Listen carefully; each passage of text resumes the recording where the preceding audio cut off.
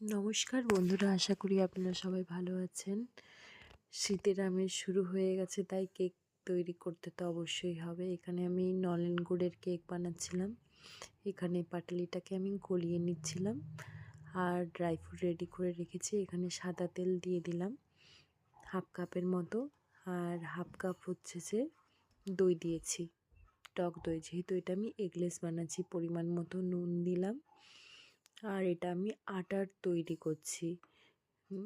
চাইলে আপনারা ময়দা তৈরি করতে পারেন, তো আটা তৈরি করলে বেশি হেলদি হবে, সেই কারণের জন্য আমি এখানে 2 কাপ পরিমাণের হচ্ছে যে আটা নিয়ে নিয়েছিলাম। ভালোভাবে মিশিয়ে নিচ্ছি, আর এখানে গুড়ের জলটা ভালোভাবে মিশিয়ে নিলাম। যেহেতু হচ্ছে যে এগলেস কেকটা হচ্ছে, সেই জন্য হচ্ছে যে দুধ দিলাম পরিমাণ মতো। প্রায় আমার 1 কাপের কাছাকাছি এখানে দুধ লেগেছে।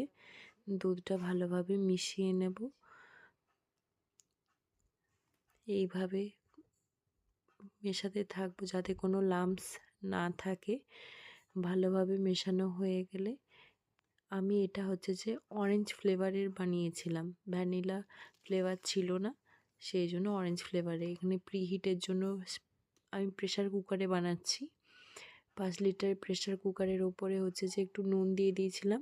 ওই নুনটা আমি বারবার ইউজ করি, তো নুনটা প্রিহিট করতে গরম করতে দিয়ে দিয়েছিলাম। ওখানে ড্রাই ফ্রুটগুলো দিয়ে দিলাম, আর এখানে কেক টিনটা আমি তেল হাতে করে লাগিয়ে সাথে শুকনো ময়দা দিয়ে ভালো করে কেক টিনটা তৈরি করে নিয়েছি।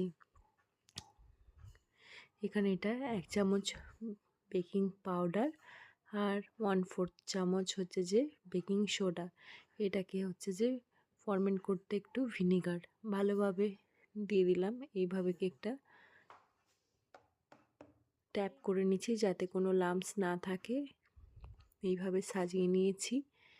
এবার ওভেনে বসিয়ে দেব। আমার এই কেকটা তৈরি করতে প্রায় 50 মিনিট সময় লেগেছে। ওপর থেকে একটু ঘি দিয়ে দিয়েছিলাম যাতে ওপরে একটু গ্লেজি ভাব থাকে। আপনারা কিন্তু এই ট্রিকটা অবশ্যই করতে পারেন, বাটারও দিতে পারেন, বাটার দিলে আরও খুব ভালো হয়। আমার বাড়িতে ঘি ছিল তাই ঘি দিলাম। আশা করি এইভাবেই পাশে থাকবেন, সুস্থ থাকবেন, ভালো থাকবেন। Bye bye.